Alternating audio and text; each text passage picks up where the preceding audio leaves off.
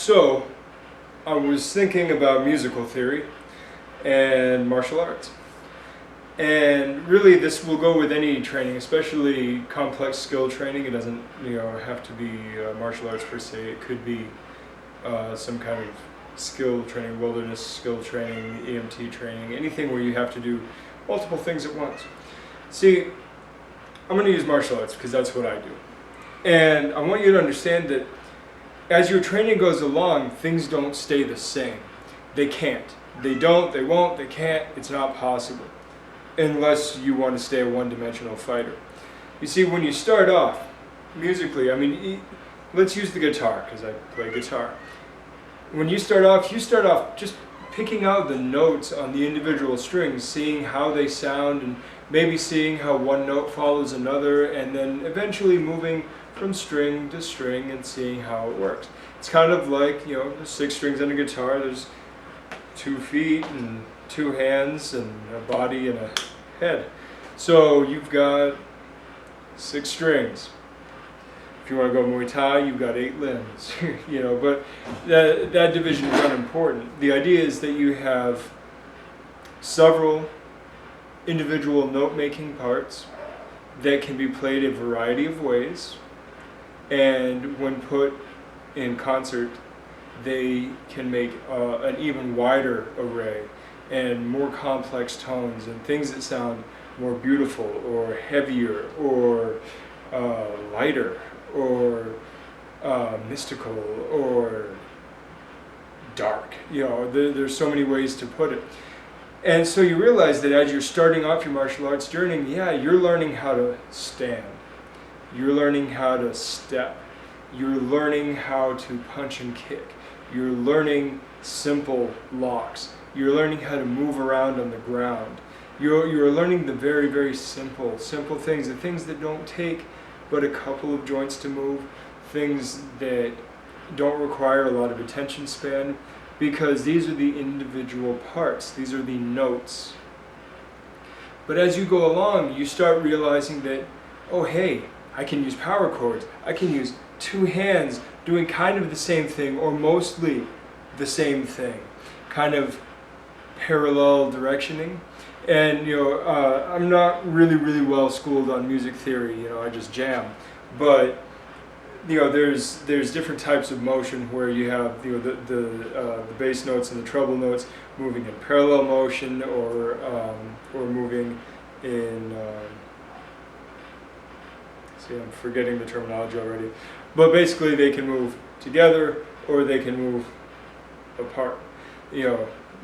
Having the pitches meet in the middle, having the pitches separate, having the pitches kind of stay the same, and so much more. There's polymeters, polyrhythms, and it gets even more complex. And then you get up into classical music where you're directing 40 instruments, and sometimes in one section you've got 3 violins playing 3 different things. So you have 3 violin sections of 4 people each doing. So you've got 12 violins going through 3 different sections. The conductor is crazy. And I guarantee you, us martial arts instructors are crazy. But the idea is that as you go along, you begin first, block, punch, and then eventually it becomes like power chords or simple chords, block and punch, and then eventually you get into, so I can tie these together and flow, and I can box out, grab, and back fist, or whatever, and you start getting into movements, and then you realize, I can move the bass notes. I'm calling my legs the bass notes, right?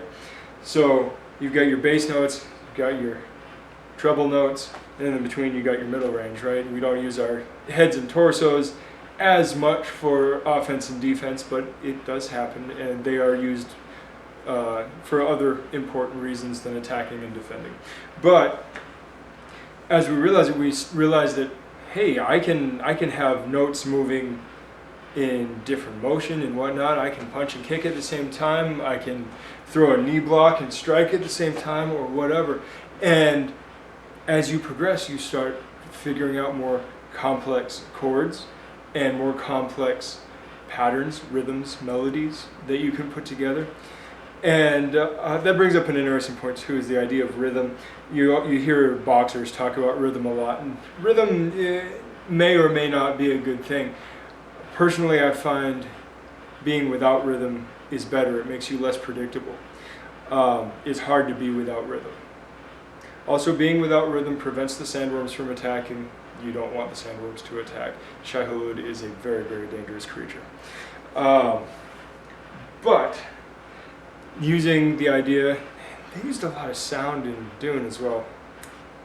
I think I'm onto something here. But anyway, so this idea of being able to go from simple to more complex, it works very well with playing the guitar, playing the piano, playing the saxophone, the violin, the drums. Jesus Christ, look at the drums. I mean, look at Neil Peart's, 34-piece set. How do you keep track of all that? I don't know. I'm not a drummer, so I really don't know. But you've got to realize that you've got a lot of things that you can be doing all at the same time, and a lot of things you've got to be doing all at the same time.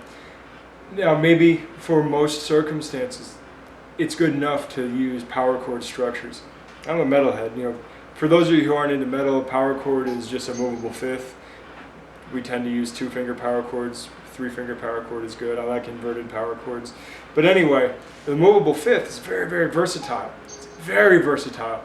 And so systems like Krav Maga, which are very simple-based ideas where it's more about the aggression and strong, high percentile moves, it's like slugging down power chords.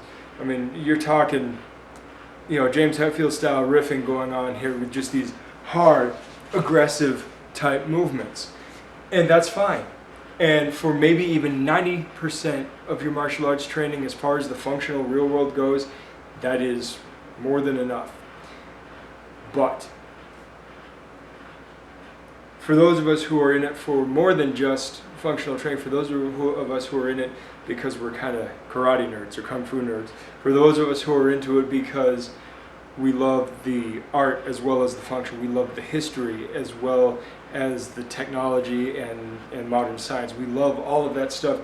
It's fun to be able to play with that and put together even more complex things.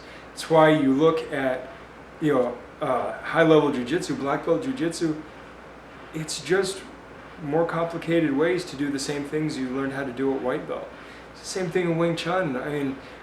There are a few additional things in the higher levels, but in Wing Chun we cover the majority of the system. In Siu Lim Tao we cover it very, very well at the very first level. But then we add a few things and we add a few things, and none of them are particularly earth-shattering, but they're game changers because they tighten up your game a bit. And the tighter your game is, the more energy you can serve, the more complex things you can do. John Petrucci, famous guitarist with Dream Theater, Dream Theater, that band that's too busy being Dream Theater to be a good band. John Petrucci basically once said that guitarists are actually very lazy, and that's why they do things like sweep picking or whatnot, because you can get a lot more sound out of easy techniques when you stay relaxed. And I'm like, well, it's the same thing in martial arts. You find ways to conserve energy. It looks like you're doing a lot more than you are, and it's because you're finding ways to not cut corners, but to unify move sets and ideas and philosophies into one motion or into one chord. And that's all it is. So just sitting there, tying together music and punching people in the face. There you go. I've ranted on long enough. I'll talk to you guys tomorrow. Good journey.